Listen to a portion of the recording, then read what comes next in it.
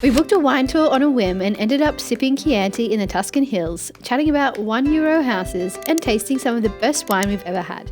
Is this the best wine tour in Florence? Let's find out.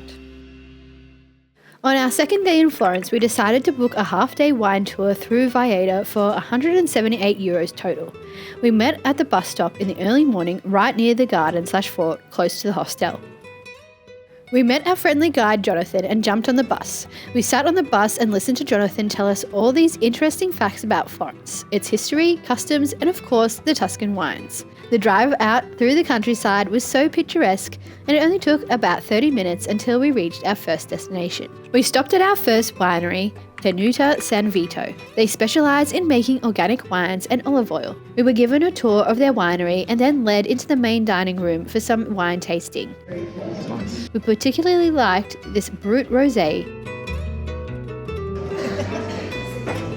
We both gave it a 10 out of 10. We had some time to ourselves as other people bought wine, and we had a good chat with our tour guide about purchasing €1 houses in Italy and life in Florence. Beautiful, isn't it? We took in the views of the rolling hills and olive trees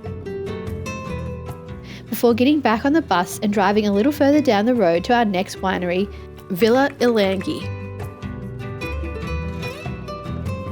They were experiencing some power issues at the time, so we had an intimate tour through the winery and tasting experience.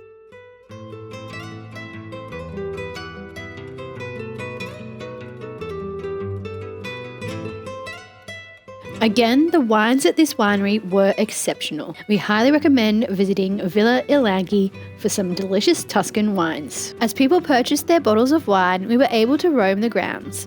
We headed to the vines to take some photos.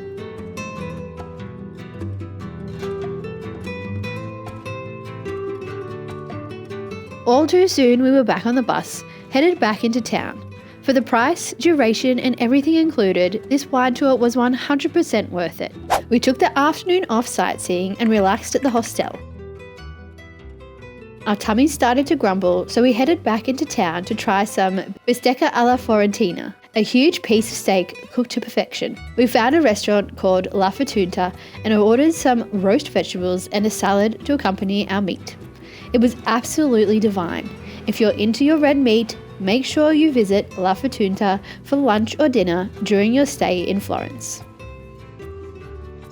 The half-day tour with 2 winery visits, generous tastings, stunning views, and a truly fantastic guide went so smoothly, was so informative and unforgettable. So yes, this was easily the best wine tour in Florence.